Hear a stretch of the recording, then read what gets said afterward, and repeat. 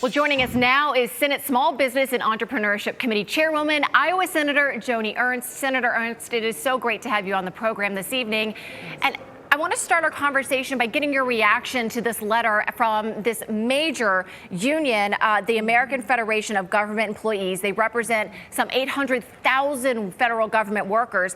And oftentimes they've been at odds recently with the Trump administration, particularly amid efforts to downsize federal government. So I thought it was really striking that in this letter, it seems that they're echoing what many of you and your colleagues have been saying, which is simply reopen the government and then tackle the big issues. But I'm curious about your thoughts on the letter.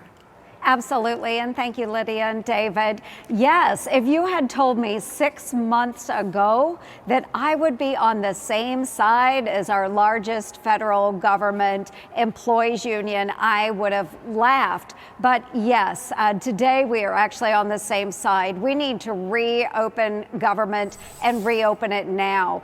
Currently, we're sitting at a bill that will have to be paid at $7.6 billion.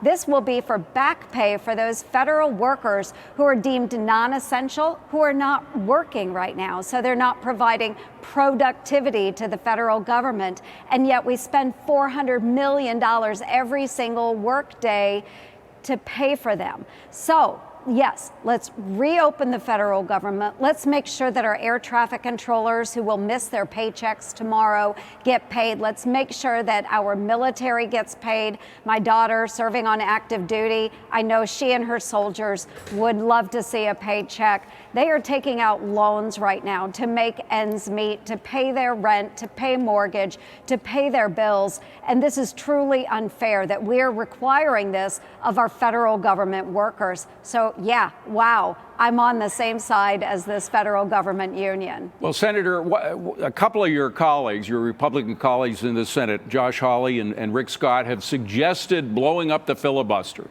in order to make it a simple majority vote, which you have the votes for that.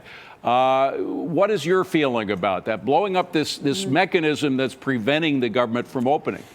Yes, I love my colleagues, but you know what? I don't agree. If we would blow this up, we have to remember that Republicans are oftentimes the minority party as we look through our U.S. history. So if we blow up the filibuster and we see Democrats in charge again, think about socialized health care across the United States, D.C. statehood, Puerto Rico statehood, 13 justices on the Supreme Court. There are so many ways they can hurt our country if we as a Senate blow up the filibuster.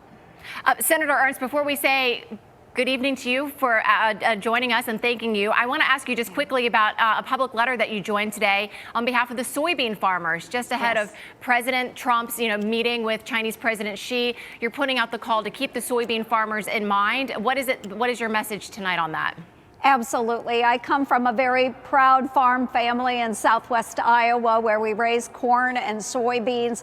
And our message is just please, administration and President Trump, think of our farmers, make sure we're negotiating those trade deals out there. Please do not forget us. We support the president in the heartland, and we know that he's going to work as hard as possible to secure new deals to help our farmers out during these tenuous times. So our prayers are with him as he meets with President Xi of China, because we know that securing a deal for those soybean farmers will be incredibly important to the fact that they will be able to continue operating our family farms all across Iowa and all throughout the Midwest. Senator Joni Ernst, always a pleasure to see you, and God bless. It's your daughter who's serving?